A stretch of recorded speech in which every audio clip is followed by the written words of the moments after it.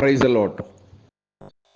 യേശുക്രിസ്തുവിൻ്റെ പുതിയ നിയമ രക്ഷയുടെ ഉപദേശം എന്ന ഈ വാട്സാപ്പ് ഗ്രൂപ്പിൽ പതിവായി നടന്നു വരുന്ന നിത്യജീവ മൊഴികൾ എന്നുള്ള പ്രസംഗ പരമ്പരയിൽ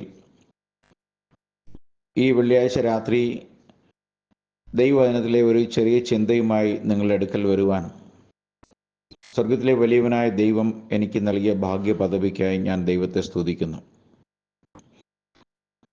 ഇങ്ങനെ ഒരവസരം എനിക്ക് ഈ ഗ്രൂപ്പിൽ സംസാരിക്കുവാൻ അവസരമൊരുക്കി തന്ന ഈ ഗ്രൂപ്പിൻ്റെ അഡ്മിന്മാരായ കർത്താവിൻ്റെ ദാസന്മാരെ എല്ലാവരെയും നന്ദിയോടെ ഓർക്കുകയും അവരെ എല്ലാവരെയും യേശുക്രിസ്തുവിൻ്റെ നാമത്തിലുള്ള സ്നേഹവന്ദനത്തെ ഈ രാത്രി അറിയിക്കുകയും ചെയ്യുന്നു. യേശുക്രിസ്തുവിൻ്റെ പുതിയ നിയമരക്ഷയുടെ ഉപദേശം അഥവാ Jesus Christ new testament salvation doctrine എന്ന ഈ ഗ്രൂപ്പിൻ്റെ യൂട്യൂബ് ചാനലിലും ഫേസ്ബുക്ക് ഗ്രൂപ്പിലും ഞങ്ങളെ ഫോളോ ചെയ്യുകയും അപ്പോസ്തലന്മാരും പ്രവാചകന്മാരുമാകുന്ന അടിസ്ഥാനത്തിനുമേൽ 1-ാം നൂറ്റാണ്ടിൽ യേശുക്രിസ്തുവിൻ്റെ പുനരുത്ഥാനത്തിനും സ്വർഗാരോഹണത്തിനും ശേഷം വാഗ്ദത്തം ചെയ്ത പരിശുദ്ധാത്മാവ് സഭയിൽ വന്ന നാൾ മുതൽ അപ്പോസ്തലനായ പത്രോസിൽ തുടങ്ങി ആരംഭിക്കപ്പെട്ട് ആദ്യം യഹൂദന്മാരുടെ ഇടയിലും പിന്നീട് ജാതികളുടെ പരന്നു വന്ന സത്യസഭയുടെ യഥാർത്ഥ ഉപദേശത്തിൻ്റെ പ്രാരംഭ ശുശ്രൂഷകർ അപ്പോസ്തലന്മാർ ആയിരുന്നു എന്നുള്ള കാര്യത്തിൽ നമുക്ക് എല്ലാവർക്കും അഭിപ്രായ ഐക്യമുണ്ട് എന്ന് ഞാൻ കരുതുന്നു. എന്നാൽ ഇന്ന് നാം തിരിഞ്ഞു നോക്കുമ്പോൾ നമുക്ക് ചുറ്റും പലവിധങ്ങളായ ക്രൈസ്തവ സമൂഹങ്ങളും പലവിധമായ ശുശ്രൂഷകളും ആ സഭകളിലെല്ലാം നമുക്ക് കാണാൻ കഴിയും. പൗരോഹിത്യ സഭകളായ കത്തോലിക്ക സഭ, പൗരസ്ത്യ പാശ്ചാത്യ മറ്റ് എപ്പിസ്കോപ്പൽ സഭകൾ, കേരളത്തിലേക്ക് വന്നാൽ Marthoman, Yakobaya, orthodox, CSI, evangelical mission തുടങ്ങിയ പട്ടത്ത അല്ലെങ്കിൽ പൗരോഹിത്യ സഭകളിലും ലൂത്രൻസ്, മെത്തഡിസ്റ്റ് അങ്ങനെ തുടങ്ങി ബാപ്റ്റിസ്റ്റ് തുടങ്ങിയിട്ടുള്ള പ്രൊട്ടസ്റ്റന്റ് സഭകളും പെന്തക്കോസ്ത ബ്രദറൻ സമൂഹങ്ങളുമായി ഇന്ന് ലോകത്തിലാകമാനം ക്രിസ്തീയ വിശ്വാസത്തിൻ്റെ പ്രചരണവും പ്രചാരകരും വിവിധ തുരുത്തുകളിൽ വിവിധ ഉപദേശങ്ങളുമായി നിൽക്കുമ്പോൾ അപ്പോസ്തലന്മാരാൽ യെരുസലേമിൽ ആരംഭിച്ചു തുടങ്ങിയ യഥാർത്ഥ സത്യസഭയുടെ ഉപദേശത്തിലെ ഏറ്റവും പ്രധാനപ്പെട്ട വിഷയങ്ങളായ പ്രപഞ്ച സൃഷ്ടാവായ ദൈവത്വത്തിൻ്റെ ഏകത്വത്തെ സംബന്ധിച്ചും അപ്പോസ്തലന്മാരിലൂടെ ദൈവം മനുഷ്യരുടെ പാപങ്ങളുടെ രക്ഷയ്ക്ക് വേണ്ടി പാപമോചന അവകാശം അല്ലെങ്കിൽ പുത്രത്വം ലഭിക്കുന്ന സ്നാനം, അത് അപ്പോസ്തലന്മാരാൽ യെരുസലേമിൽ തുടങ്ങി വെച്ച കർത്താവായ യേശുക്രിസ്തുവിൻ്റെ നാമത്തിലുള്ള സ്നാനം, യഥാർത്ഥ സഭയുടെ ഉപദേശം തുടങ്ങിയ ഉപദേശങ്ങളുമായി ഞാൻ മുൻപറഞ്ഞ യാതൊരുവിധ ക്രിസ്തീയ സംഘടനകൾക്കും ബന്ധമില്ല അല്ലെങ്കിൽ ഐക്യമില്ല എന്നുള്ള കാര്യം ഒരുപക്ഷെ നിങ്ങൾ ഇതിനോടകം ചിന്തിച്ചിട്ടുണ്ടാകും. ഇന്ന് നാം ഇങ്ങനെ കത്തോലിക്ക മുതൽ പെന്തക്കോസ്ത് വരെയും ചിതറിക്കിടക്കുന്ന ക്രിസ്തീയ സമൂഹങ്ങളും സംഘടനകളും പൊതുവിൽ ചില കാര്യങ്ങളിൽ ഐക്യപ്പെട്ടിരിക്കുന്നുവെങ്കിലും ഉപദേശത്തിൻ്റെ ആഴങ്ങളിലേക്ക് കടക്കുമ്പോൾ ഇവരെല്ലാവരും തമ്മിൽ വ്യത്യസ്ത ഉപദേശങ്ങളുള്ള, വ്യത്യസ്ത രീതികളുള്ള ക്രിസ്തീയ സമൂഹങ്ങളെന്ന് അവർ തങ്ങളെ തന്നെ വിളിക്കുന്നതായി നമുക്ക് കാണാൻ സാധിക്കും. എന്നാൽ ഇവരൊന്നും തന്നെ ആദിമ സഭയിൽ അപ്പോസ്തലന്മാരുടെ നാളുകളിൽ ആരംഭിക്കപ്പെട്ട യഥാർത്ഥമായ ക്രിസ്തീയ സഭയുടെ ഉപദേശവുമായി അവരുടെ പ്രവർത്തനവുമായോ ഉപദേശമായോ യാതൊരുവിധ ബന്ധവും പുലർത്തുന്നില്ല എന്നുള്ളത് നാം വ്യക്തമായി അറിഞ്ഞിരിക്കേണ്ടത് ആവശ്യമാണ്. അതുകൊണ്ട് ഈ കാലഘട്ടങ്ങളിൽ ഞങ്ങൾ സംസാരിക്കുന്ന ഈ കാര്യങ്ങളിൽ ദൈവത്തിൻ്റെ ആത്മാവ് നിങ്ങൾക്ക് നൽകിയിട്ടുള്ള പരിജ്ഞാനത്തിൻ്റെ അനുസൃതമായി ഈ ഗ്രൂപ്പിലെ പ്രസംഗ വിഷയങ്ങളും ചർച്ചകളും നിങ്ങൾ സ്വീകരിക്കുന്നതിനാലും അത് മറ്റുള്ളവർക്ക് ഷെയർ ചെയ്ത് ഈ മിഷനെ, ഈ പ്രവർത്തനത്തെ സഹായിക്കുന്നതിനെ ഓർത്തും ഈ രാത്രി ഞങ്ങൾ ദൈവത്തെ അത്യധികമായി സ്തുതിക്കുന്നു. ഇന്ന് ഈ രാത്രിയിൽ എനിക്ക് പറയുവാനുള്ള ഒരു ചെറിയ വിഷയം എന്തെന്ന് ചോദിച്ചു കഴിഞ്ഞാൽ, പുതിയ നിയമത്തിൽ നാം ദൈവത്തിൻ്റെ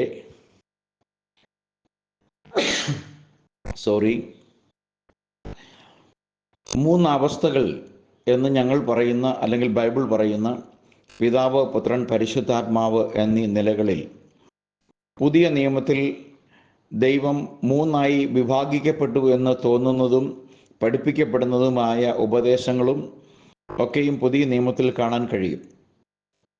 പലരും അതിനെ പിതാവായ ദൈവമെന്നും പുത്രനായ ദൈവമെന്നും പരിശുദ്ധാത്മാവായ ദൈവമെന്നും പേരിട്ട് വിളിക്കുന്നു. പലരും പിതാവും പുത്രനും പരിശുദ്ധാത്മാവും ദൈവത്തിലെ ദൈവിക കൂട്ടായ്മയിലെ ആരംഭവും അവസാനവും ഒടുക്കവും തുടക്കവുമില്ലാതെ നിത്യത മുതൽ നിത്യത വരെയും തനിയെ നിൽക്കുന്ന മൂന്ന് വ്യക്തിഗത ദൈവങ്ങളെ അവതരിപ്പിക്കുകയും, ചിലർ ഈ മൂന്ന് വ്യക്തിഗത ദൈവങ്ങൾ ഉൾക്കൊള്ളുന്ന ഒരു വലിയ ദൈവത്തെ അവതരിപ്പിക്കുകയും ചെയ്യുന്നു. എന്നാൽ ഈ ത്രിയേക ദൈവം അല്ലെങ്കിൽ ട്രിനിറ്റേറിയൻ സിദ്ധാന്തം മുറുകെ പിടിക്കുന്ന, അല്ലെങ്കിൽ അതിനെ ഒരു ഉപദേശ വിഷയമായി പ്രസ്താവിക്കുന്ന ഈ സഭകളിലെല്ലാം തന്നെ ഈ കാര്യത്തിൽ അവർക്ക് ഈ ട്രിനിറ്റി പ്രൂവ് ചെയ്യുന്നതിൽ, തെളിയിക്കുന്നതിൽ അവർക്ക് വ്യത്യസ്തമായ അഭിപ്രായങ്ങൾ മാത്രമാണുള്ളത്. എന്നാൽ ബൈബിൾ മുന്നോട്ട് വയ്ക്കുന്ന ദൈവം ഏക ദൈവമാണ്. തന്നോടുകൂടെ ആരുമുണ്ടായിരുന്നില്ല, ഏകനായി താൻ മഹാത്ഭുതങ്ങളെ ചെയ്യുന്നു. ഞാൻ സൃഷ്ടി ചെയ്തപ്പോൾ എന്നോടുകൂടെ ആരും ഉണ്ടായിരുന്നില്ല എന്നാണ് ദൈവം പറയുന്നത്. മാത്രമല്ല, ദൈവത്തെ സംബന്ധിച്ച് നാം പഠിക്കുമ്പോൾ ദൈവം നിത്യനാണ് എന്ന് നമുക്കറിയാം. നിത്യനായ ദൈവത്തിന് ഒരാരംഭവുമില്ല, അവസാനവുമില്ല. എന്നാൽ നാം യേശുക്രിസ്തുവിനെ പഠിക്കുമ്പോൾ, അല്ലെങ്കിൽ തൃത്വക്കാരുടെ ഭാഷയിൽ പറഞ്ഞാൽ തൃത്വത്തിലെ രണ്ടാമത്തെ ദൈവത്തെക്കുറിച്ച് പഠിക്കുമ്പോൾ, യേശു എന്ന വ്യക്തിക്ക് ബത്ലഹേമിൽ ആരംഭിച്ച് കാൽവരിയിൽ അവസാനിച്ച ഒരു ജീവിത കാലഘട്ടം ബൈബിളിൽ ഉള്ളതായിട്ട് നമുക്ക് കാണാം. അങ്ങനെയുള്ള ആ പുത്രനെ സംബന്ധിച്ച് അനേക സഭകൾ നിത്യനായ പുത്രൻ എന്ന് പറയുന്നത് പലപ്പോഴും കേട്ടിട്ടുണ്ട്. നിത്യനായ പുത്രൻ എന്ന് പറയുന്ന ഒരു വചനം പോലും വിശുദ്ധ വേദപുസ്തകത്തിൽ ഉൽപ്പത്തി മുതൽ വെളിപ്പാടിൻ്റെ അവസാനത്തെ അധ്യായത്തെ അവസാനത്തെ വാക്യം വരെയും കണ്ടുപിടിക്കാൻ കഴിയില്ല. അതുപോലെ പരിശുദ്ധാത്മാവായ ദൈവമെന്നോ പുത്രനായ ദൈവമെന്നോ ഉള്ള പദവികളും ബൈബിളിൽ കൊടുത്തിട്ടില്ല. ദൈവത്തെ പിതാവായ ദൈവം എന്ന് വിളിക്കുന്നുണ്ട്. ഉൽപ്പത്തി 1:1 ദൈവം എന്ന സംജ്ഞയോടുകൂടി, ദൈവം എന്ന പദവിയോടുകൂടി, പദത്തോടുകൂടി ആവിഷ്കരിച്ച് തുടങ്ങുന്ന ദൈവത്തിൻ്റെ പിന്നീട് ഇങ്ങോട്ടുള്ള പ്രവർത്തന മണ്ഡലത്തിൽ, മനുഷ്യ സൃഷ്ടിയോടുള്ള ബന്ധത്തിൽ ആ ദൈവത്തെ കേവലം ദൈവം എന്ന് മാത്രം സ്വയം അഭിസംബോധന ചെയ്തുകൊണ്ട് ഉൽപ്പത്തി 1:1 ആരംഭിക്കുന്ന ദൈവിക പ്രവർത്തികളുടെ വിവരണമാകുന്ന വിശുദ്ധ വേദപുസ്തകത്തിലെ ആദ്യത്തെ വാക്യത്തിൽ കേവലം ദൈവം എന്ന് സ്വയം പ്രഖ്യാപിക്കുന്ന ആ ദൈവം പിന്നീട് പിതാവായ ദൈവം എന്ന പദവിയിലേക്ക് വരുന്നതും കാണാൻ സാധിക്കും. എന്തുകൊണ്ടാണ് ദൈവം പിതാവാകുന്നത്? ദൈവം ആത്മാക്കളുടെ പിതാവാണ്, ദൈവം ആത്മാവാണ്. അപ്പോൾ യോഹന്നാന്റെ സുവിശേഷം 4-ാം അധ്യായം 24-ാമത്തെ വാക്യത്തിൽ യേശു ശമരിയ സ്ത്രീയോട് പറഞ്ഞു, ദൈവം ആത്മാവാണ്, ആ ആത്മാവായ ദൈവത്തെ ആത്മാവിലും സത്യത്തിലും നാം ആരാധിക്കണം. അപ്പോൾ ദൈവം ആത്മാവാണ്, ദൈവം നമ്മിൽ നിക്ഷേപിച്ചിരിക്കുന്ന ആത്മാക്കളുടെ പിതാവാണ്. അപ്പോൾ ആത്മാവ് സംബന്ധിച്ച് നമ്മുടെ ആത്മാവിൻ്റെ പിതാവാണ് നമ്മുടെ ദൈവം. എന്നാൽ ജഡം സംബന്ധിച്ച് നമുക്ക് ഐഹിക പിതാക്കന്മാർ നമുക്കുണ്ട്. ഈ ജഡം നമുക്ക് നൽകുവാൻ ദൈവം ഉപയോഗിച്ച ഐഹിക, അല്ലെങ്കിൽ എർത്ത് ഭൗമികമായ പിതാക്കന്മാർ നമുക്കുണ്ട്. എന്നാൽ ആത്മാവ് എന്നുള്ള നിലയിൽ ആണ് നാം ഒരു വ്യക്തി എന്നുള്ള നിലയിൽ നാം അറിയപ്പെടുന്നത്. അപ്പോൾ ഒരു വ്യക്തി എന്നുള്ള നിലയിൽ നമുക്ക് അടിസ്ഥാനപരമായി നമുക്കുള്ളത്, നാം ഒരാത്മാവാണ്. ആ ആത്മാവിനൊരു ശരീരമുണ്ട്, ആ ശരീരത്തിൽ ഒരു പ്രാണനുണ്ട്. എന്നാൽ നാം ഒരാളാണ്, ഒരു വ്യക്തിയാണ്. ആ വ്യക്തിക്ക് ലോകത്തിൽ നാം അറിയപ്പെടുന്ന നിയമപരമായി രേഖകളിൽ ഉൾപ്പെടുത്തപ്പെട്ടിരിക്കുന്ന ഒരു പേര് നമുക്കുണ്ട്. അങ്ങനെ സൃഷ്ടിക്കപ്പെട്ട മനുഷ്യൻ ആദാമിൻ്റെ ലംഘന നിമിത്തം പുത്രത്വത്തിൻ്റെ അവകാശങ്ങളിൽ നിന്ന് പുറത്താക്കപ്പെട്ടപ്പോൾ സർവകൃപാലുവായ മനുഷ്യനോടുള്ള സ്നേഹത്തിൻ്റെ ആഴത്തെ അത്രമാത്രം ആഗ്രഹിച്ച ആ ദൈവം മനുഷ്യൻ്റെ വീണ്ടെടുപ്പിന് വേണ്ടി മനുഷ്യൻ്റെ പാപത്തിൻ്റെ ശമ്പളമായ മരണത്തിന് നിന്നും അവനെ വിടുവിക്കുവാൻ ഒരു ജീവരക്തം, ഒരു പ്രാണരക്തം, നിഷ്കളങ്ക രക്തം ചീന്തി മനുഷ്യൻ്റെ പാപത്തിൻ്റെ പരിഹാരമായി തീരുക എന്നുള്ളത് ദൈവത്തിൻ്റെ പദ്ധതിയാണ്. ആ പദ്ധതിയുടെ ഭാഗമായി ദൈവം മനുഷ്യൻ്റെ വീഴ്ച സംഭവിച്ച ആ നാളുകളിൽ തന്നെ സ്ത്രീയുടെ സന്തതിയെ വാഗ്ദത്തം ചെയ്യുന്നു. സ്ത്രീയുടെ സന്തതി ക്രിസ്തുവാണ് എന്ന് നമുക്കെല്ലാവർക്കും അറിയാം. മറിച്ച് തിരുവെഴുത്തുകൾ വ്യക്തമായി അത് പറയുകയും ചെയ്യുന്നു. ഉൽപ്പത്തി 3:15 സ്ത്രീയുടെ സന്തതിയെ വാഗ്ദത്തം ചെയ്യപ്പെടുകയാണ്.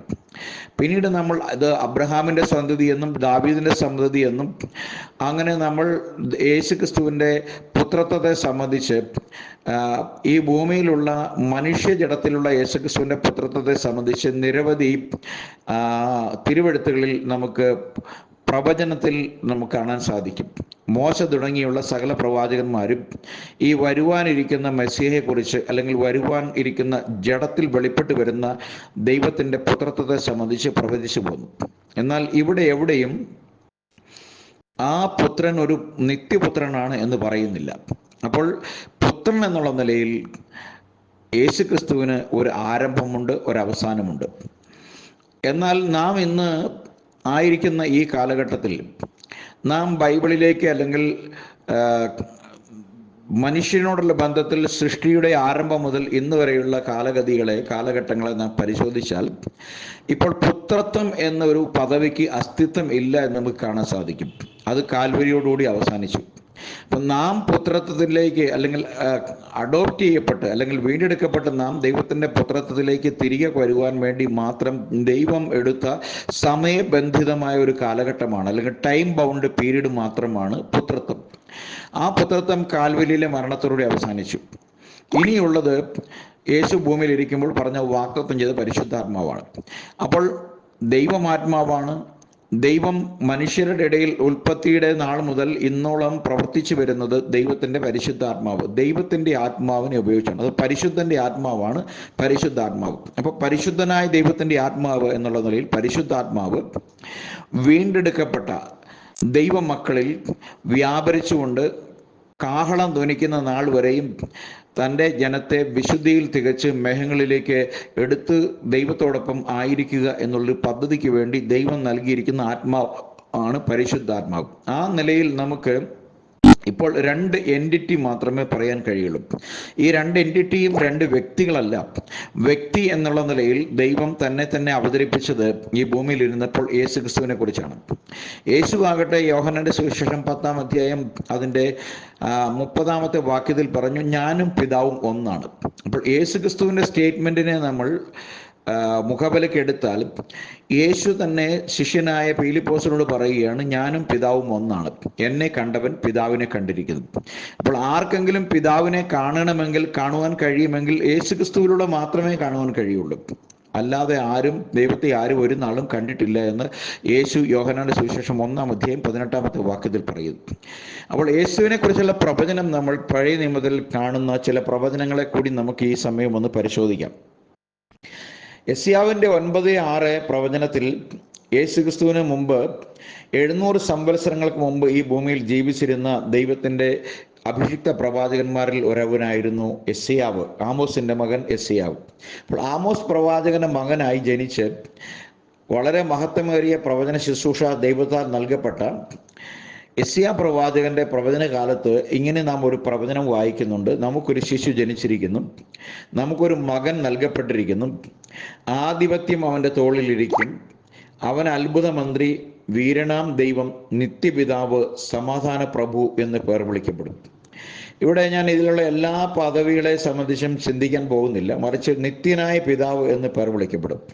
അപ്പോൾ ഇവിടെ അന്ന് ജനിച്ചിട്ടില്ലാത്ത, പിന്നീട് 7 നൂറ്റാണ്ടുകളിൽ ജനിച്ചിട്ടില്ലാത്ത, എന്നാൽ ദൈവത്തെ സംബന്ധിച്ച് പാസ്റ്റ് ടെൻസിൽ ദൈവം പറഞ്ഞിരിക്കുന്ന, ദൈവത്തിൻ്റെ പദ്ധതി അനുസരിച്ച് സൃഷ്ടിക്കപ്പെട്ടിരിക്കുന്ന അല്ലെങ്കിൽ ജനിക്കപ്പെട്ടിരിക്കുന്ന പൈതൽ കേവലം ഒരു ജനനം കൊണ്ട് അവൻ ബേത്ലഹേമിൽ ജനിച്ച് കാൽവരിയിൽ മരിച്ച് അടക്കപ്പെടുകയാണെങ്കിൽ അവൻ്റെ അസ്തിത്വത്തെ സംബന്ധിച്ച് പറയുമ്പോൾ ഇത് നിത്യനായ പിതാവ് തന്നെയാണ് എന്നാണ് നമുക്ക് ബൈബിളിൽ നിന്ന് കാണാൻ സാധിക്കുന്നത്. അപ്പോൾ അപ്പോൾ കേവലം ജഡത്തിൽ പ്രത്യക്ഷനാകുന്ന യേശുക്രിസ്തു ദൈവിക പദ്ധതി പ്രകാരം നമ്മൾ പരിശോധിക്കുമ്പോൾ നിത്യനായ പിതാവ് സമയത്തിനും കാലത്തിനും മനുഷ്യരോടുള്ള ബന്ധത്തിൽ സമയബന്ധിതനായി ഈ ഭൂമിയിലേക്ക് ഒരു യാഗമായി തീരേണ്ടതിന് കടന്നു വരുന്നു. എന്ന് വെച്ചാൽ നമ്മുടെ സബ്സ്റ്റിറ്റ്യൂട്ടായിട്ട് കടന്നു വരുന്നു. അതുകൊണ്ട് അവൻ മനുഷ്യൻ്റെ സബ്സ്റ്റിറ്റ്യൂട്ട് ആയതുകൊണ്ട് അവൻ മനുഷ്യപുത്രനാണ്. എന്നാൽ അവനിൽ വസിക്കുന്നത് സ്വാഭാവിക ജനനത്താൽ ജനിക്കപ്പെടാത്ത ഒരു മനുഷ്യനായതുകൊണ്ടും അവൻ ദൈവത്തിൻ്റെ ആത്മാവിനാൽ ജനിക്കപ്പെട്ടതുകൊണ്ടും അവൻ മനുഷ്യപുത്രൻ്റെ ആയിരിക്കെ തന്നെ അവൻ ദൈവപുത്രനാണ്. അവനിലുള്ളത് ദൈവത്തിൻ്റെ ആത്മാവാണ്. ആ ദൈവത്തിൻ്റെ ആത്മാവ് ജഡം ധരിച്ചു വന്നതുകൊണ്ട് അതിനെ ദൈവപുത്രൻ എന്ന് വിളിക്കുന്നു. അപ്പോൾ ആ ദൈവപുത്രനെ സംബന്ധിച്ച് അവൻ്റെ ജനനത്തിനും 700 വർഷങ്ങൾക്ക് മുമ്പുള്ള പ്രവചനമാണ് അവൻ നിത്യപിതാവ് എന്ന് വിളിക്കപ്പെടും. അപ്പോൾ നമുക്ക് സിമ്പിളായിട്ട് കേവല ബുദ്ധി ഉപയോഗിക്കുന്ന ആളുകൾക്ക് മനസ്സിലാക്കാൻ കഴിയും, നമുക്ക് എല്ലാവർക്കും ഒരു പിതാവേ ഉള്ളൂ, ഒരു ദൈവം തന്നെ അത്രേ നമ്മെ എല്ലാം സൃഷ്ടിച്ചതെന്ന് മലാക്കി പ്രവാചകൻ അദ്ദേഹത്തിൻ്റെ പ്രവചനത്തിൻ്റെ പുസ്തകം 2:10 പറയുന്നു. അപ്പോൾ ഒരേ ഒരു നിത്യപിതാവ് നമുക്കുള്ളൂ, ഒരേ ഒരു പിതാവെ നമ്മെ സൃഷ്ടിച്ചിട്ടുള്ളൂ. ആ പിതാവ് പറയുന്നു, സൃഷ്ടിയുടെ നാളിൽ ഞാൻ സൃഷ്ടി നടത്തിയപ്പോൾ എന്നോടുകൂടെ ആരും ഉണ്ടായിരുന്നില്ല, ഞാൻ മാത്രമേ ഉള്ളൂ, ഞാൻ മാത്രമാണ് യഹോവ, എന്നെ കൂടാതെ മറ്റൊരുത്തനുമില്ല. അപ്പോൾ ആ പിതാവ് പറയുന്നു, മറ്റൊരു ദൈവമില്ല, മറ്റൊരു പിതാവില്ല. എന്നാൽ കാലസമ്പൂർണതയിൽ ജഡമെടുത്തു വരാൻ പോകുന്ന ആ ദൈവം ഉൽപ്പത്തി 1:1 കാണുന്ന അതേ പിതാവ് തന്നെയാണ്. അവൻ നിത്യനായ പിതാവാണ് എന്ന് ദൈവത്തിൻ്റെ വചനം വളരെ സ്പഷ്ടമായി പഠിപ്പിക്കുന്നു. അപ്പോൾ ഞാൻ പറയാൻ ഉദ്ദേശിച്ചു വന്നൊരു കാര്യം, ദൈവത്തിൽ ഒരു ത്രിയേകത്വമില്ല, ദൈവത്തിൽ പങ്കാളികളില്ല. ദൈവം തനിയെ നിന്നുകൊണ്ട് എല്ലാ കാലവും ദൈവം തനിച്ചാണ്. ദൈവത്തോട് കൂട്ടാൻ ദൈവത്തിന് ഒരു പുത്രത്വമോ ദൈവത്തിന് ഒരു വേറൊരു പരിശുദ്ധാത്മാവ് എന്ന് പറഞ്ഞൊരു വ്യക്തിയോ ദൈവത്തിലില്ല. ദൈവത്തിൻ്റെ മനുഷ്യനോടുള്ള വീണ്ടെടുപ്പിൻ്റെ ബന്ധത്തിൽ ദൈവം വെളിപ്പെട്ട് വരുന്ന മനുഷ്യരക്ഷയ്ക്ക് വേണ്ടി എടുക്കുന്ന 3 അവസ്ഥകൾ മാത്രമാണ് നാം ഇവിടെ ബൈബിളിൽ കാണുന്നത്.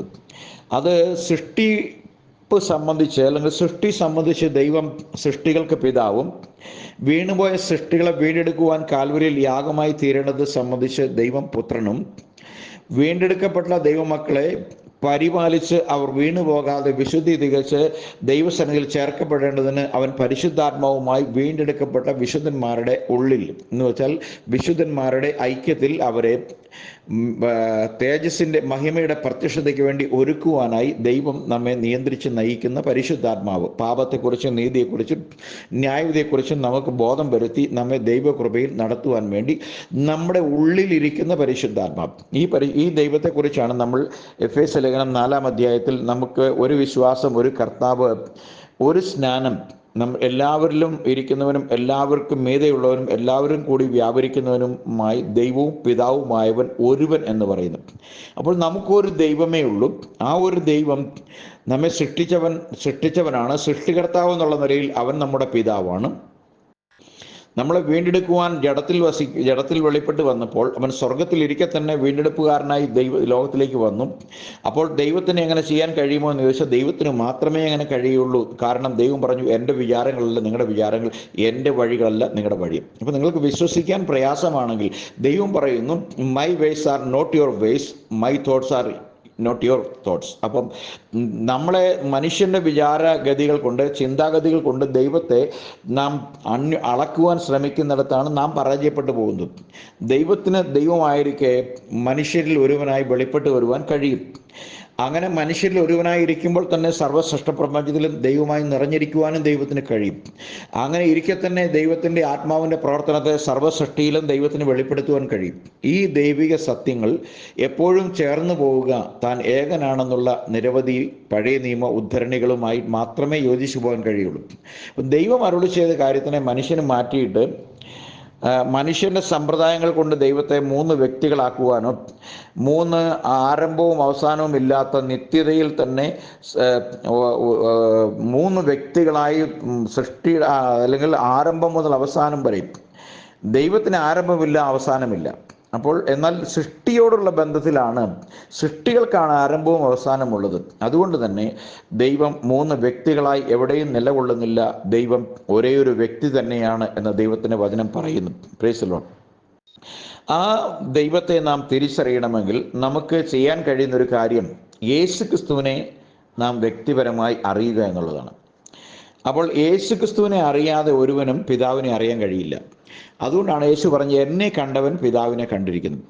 കേവലം കാണുക എന്ന് പറയുമ്പോൾ അറിയുക എന്നാണ് ഞാൻ മനസ്സിലാക്കുന്നത്. യേശുക്രിസ്തുവിനെ തിരുവെഴുത്തുകളിൻ പ്രകാരം അറിയുകയാണെങ്കിൽ നമുക്ക് പിതാവിനെ അറിയാൻ കഴിയും. കർത്താവ് പറഞ്ഞു, പിതാവ് ആരെന്ന് പുത്രനും പുത്രൻ ആരെന്ന് പിതാവും പുത്രൻ വെളിപ്പെടുത്തി കൊടുക്കുന്നവനും അല്ലാതെ ആരും പിതാവിനെ അറിയുന്നില്ല. അപ്പോൾ പിതാവിനെ നാം അറിയണമെങ്കിൽ നാം പുത്രനെ അറിയണം. നാം പുത്രനെ അറിയുമ്പോൾ പുത്രനിലുള്ള ആത്മാവ് നമ്മുടെ മേൽ നാം വീണ്ടെടുക്കപ്പെട്ടു നമ്മുടെ മേൽ വരുന്നു. അങ്ങനെ ദൈവത്തിൻ്റെ ആത്മാവ് നമുക്ക് ലഭിക്കുമ്പോൾ തിരുവെഴുത്തുകളെ തിരിച്ചറിയേണ്ടതിന് ദൈവം നമ്മുടെ ബുദ്ധിയെ തുറക്കുന്നു. അങ്ങനെ നാം തിരുവെഴുത്തുകളെ തിരിച്ചറിഞ്ഞ് ദൈവം ആരെന്ന് അറിഞ്ഞ് ആ ജീവനുള്ള ദൈവത്തെ നാം ആരാധിക്കും. ദൈവം ആഗ്രഹിക്കുന്നത് നാം ഏക സത്യ ദൈവത്തെ അറിഞ്ഞ് ആരാധിക്കണമെന്നാണ്. ഇന്ന് രാത്രിയിൽ എനിക്ക് പറയുവാനുള്ളത് ഇത്രമാത്രമാണ്. നാം ഏക സത്യ ദൈവമായ പിതാവിനെ അറിയുക. ആ പിതാവ് തന്നെയാണ് യേശുക്രിസ്തുവായി ലോകത്തിലേക്ക് വന്നത്. അതുകൊണ്ട് പഴയ നിയമ കാലഘട്ടങ്ങളിൽ അവൻ എസ്റ്റർഡേയ്സിൽ അവൻ ക്രിസ്തുവാണ്. ഇന്നലകളിൽ ഹല്ലേലൂയ എന്ന് വെച്ചാൽ ഇന്നലകളിൽ അവൻ ക്രിസ്തുവാണ്. ഈ ഭൂമിയിലായിരുന്നപ്പോൾ അവൻ യേശുവിലായിരുന്നു. ഇന്ന് സഭയ്ക്കുള്ളിൽ പരിശുദ്ധാത്മാവായി യേശുക്രിസ്തു ഇന്നലെയും ഇന്നും എന്നേക്കും അനന്യനായിരിക്കുന്നു. Jesus Christ is the same yesterday today and for ever എന്ന ഹീബ്രൂസ് നമ്മൾ 13:8 വായിക്കുന്നു. അപ്പോൾ യേശുക്രിസ്തു ഇന്നലകളിലും ഇന്നും എന്നേക്കും ദൈവമാണ്. അവൻ തന്നെയാണ് ഏക സത്യ ദൈവം. ആ ഏക സത്യ ദൈവത്തെ വചനത്തിൻ്റെ വെളിപ്പാടിനാൽ അറിയുക എന്നുള്ളത് ഏറ്റവും ഉത്കൃഷ്ടവും ഉദാത്തവുമായ വസ്തുതയാണ്. അതറിയുവാൻ ഈ സന്ദേശം നിങ്ങൾക്ക് ഉപകരിക്കുമെങ്കിൽ തീർച്ചയായും ഞങ്ങൾ കൃതാർത്ഥരാണ്. നിങ്ങൾക്ക് ഇതുമായി ബന്ധപ്പെട്ട സംശയങ്ങളുണ്ടെങ്കിൽ ഈ വീഡിയോ ഞങ്ങൾ യൂട്യൂബിൽ ഇടുമ്പോൾ നിങ്ങൾക്കതിൽ പോസ്റ്റ് ചെയ്യാവുന്നതാണ്. അതുപോലെ വാട്സാപ്പ് ഗ്രൂപ്പിൽ ഇതിനെ കേൾക്കുന്നവർ ഉണ്ടെങ്കിൽ അവർക്ക് അവരുടെ സംശയങ്ങൾ ചോദിക്കാവുന്നതും ആ സംശയങ്ങൾ ഞങ്ങൾക്ക് ദൂരീകരിച്ചു തരുവാൻ സന്തോഷം ഉള്ളതുമാണ് എന്നുകൂടി അറിയിച്ചുകൊണ്ട് ഞാൻ എൻ്റെ വാക്കുകൾ ഉപസംഹരിക്കുന്നു. കർത്താവായ യേശുവ മശിഹ നിങ്ങളെല്ലാവരെയും അനുഗ്രഹിക്കട്ടെ. ആമേൻ.